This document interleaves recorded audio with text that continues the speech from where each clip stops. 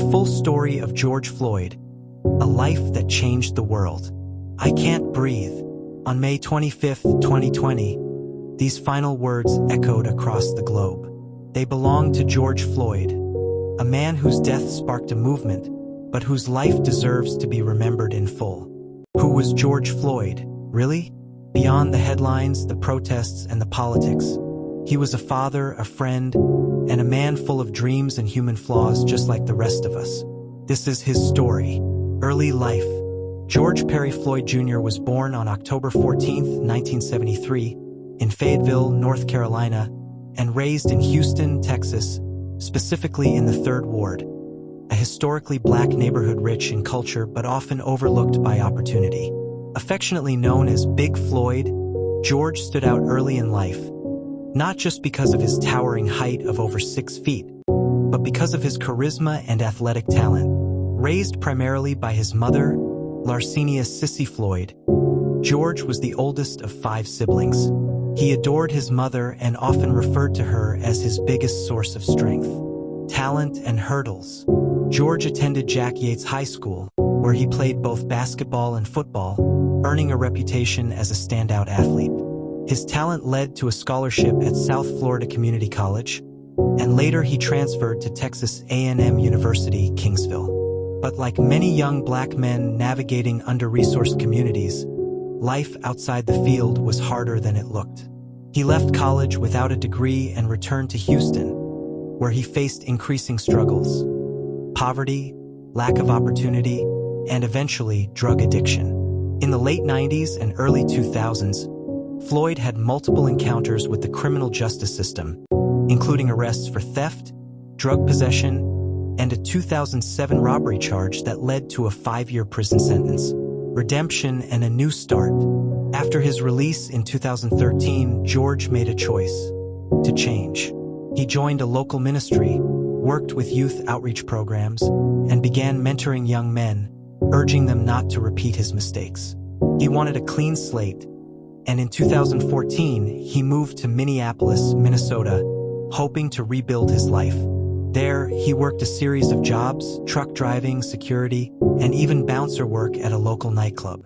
He was well known in his community for his warm smile, gentle nature, and commitment to staying on the right path. But when the COVID-19 pandemic hit in early 2020, Floyd, like many others, lost his job. Still, friends recall that he remained hopeful. He was planning to get his life fully on track. He talked about his kids.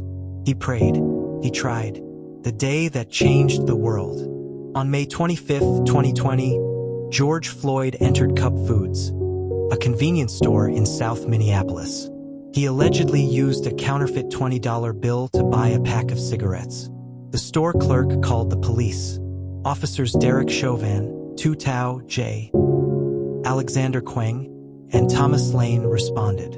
What followed was captured in a devastating 9-minute and 29-second video. Police tried to put Floyd into a squad car. He resisted, reportedly due to claustrophobia. Moments later, Officer Chauvin pressed his knee into Floyd's neck while Floyd was handcuffed, lying face down on the pavement. "I can't breathe. Please, Mama." His words were haunting. They were his last. Get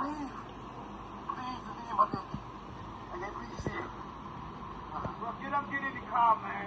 I will. Get up, get in the car. I can't move. I've been waiting the whole time. Get up, get in the car. Mama. Get up and get in the car right. Even after he stopped moving, Chauvin kept his knee on Floyd's neck. George Floyd was later pronounced dead at a nearby hospital.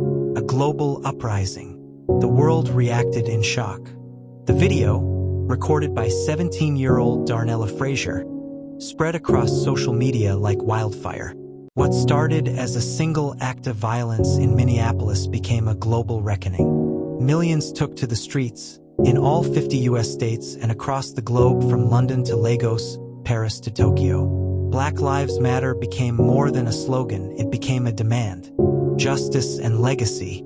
In April 2021, Derek Chauvin was found guilty on all counts: second-degree unintentional murder, third-degree murder, second-degree manslaughter, He was sentenced to 22.5 years in prison. The other 3 officers were also convicted on federal civil rights charges for failing to intervene or provide medical assistance. But justice didn't stop in the courtroom. George Floyd's name became a rallying cry. Cities reevaluated policing policies. Monuments and murals honoring Floyd were erected worldwide. His family launched the George Floyd Memorial Foundation, committed to advancing racial justice, education, and police reform. In 2022, President Joe Biden signed an executive order on policing dedicated to Floyd's memory, after the George Floyd Justice in Policing Act failed to pass in Congress. The man, not just the movement. George Floyd was not a perfect man, but he was a man, real, vulnerable, hopeful. He was a father, a son, a brother, and a friend. His life mattered.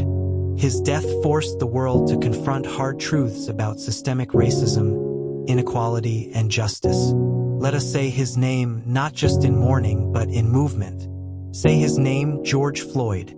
Don't forget to like, comment, and share if you believe the world should never forget what happened. Subscribe to Charly's Creative Mind for more powerful stories that truly matter.